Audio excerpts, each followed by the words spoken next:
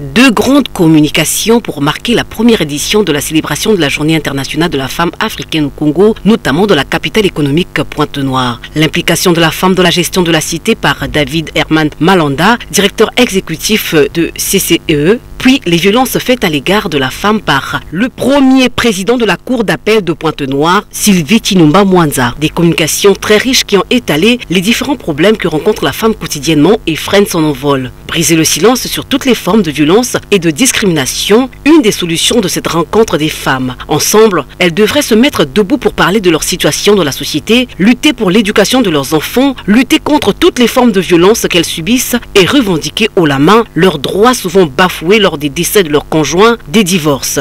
Aussi, lutter pour une meilleure condition de vie et surtout, elles devraient participer à l'élaboration des textes de loi régissant la condition féminine. Deux mots ont circonscrit cet événement placé sous le thème « Célébrer les victoires partielles ». Le mot de l'organisatrice Supercom, Ornella Kwanga, rappelant l'historique de cette journée. Le 31 juillet 1962 est la date retenue et reconnue par les institutions internationales. C'est ce jour-là que la première femme députée du Mali, Awa Keita, s'est engagée dans un combat de considération, de responsabilité, de prise de décision et de prise en charge des femmes africaines par elles-mêmes. À ce titre, l'agence Supercom se veut un organe d'accompagnement de leurs actions, les encourager dans leur génie créateur, les innovations apportées, Made in Congo, Made in Africa et l'esprit d'invention dont elles font montre.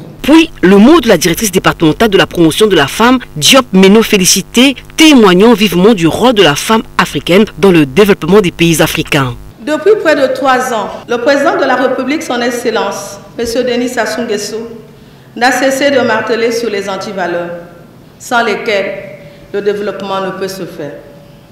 C'est ici l'occasion, une fois encore, d'en parler, de demander aux femmes que nous sommes de nous départir de ces mots qui gangrènent la société.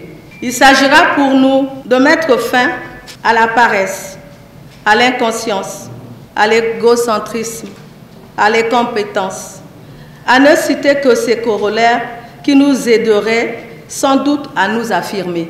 L'art et la culture étaient bien présentes à cette célébration car les invités ont eu droit à l'exposition et à la dégustation des produits bio, au récital avec Germaine Ololo et au défilé de mode. Notons que cette journée a été créée en 1962 à l'initiative d'une grande militante malienne, Awa Keita, et promulguée par l'ONU et l'OUA le 31 juillet 1963.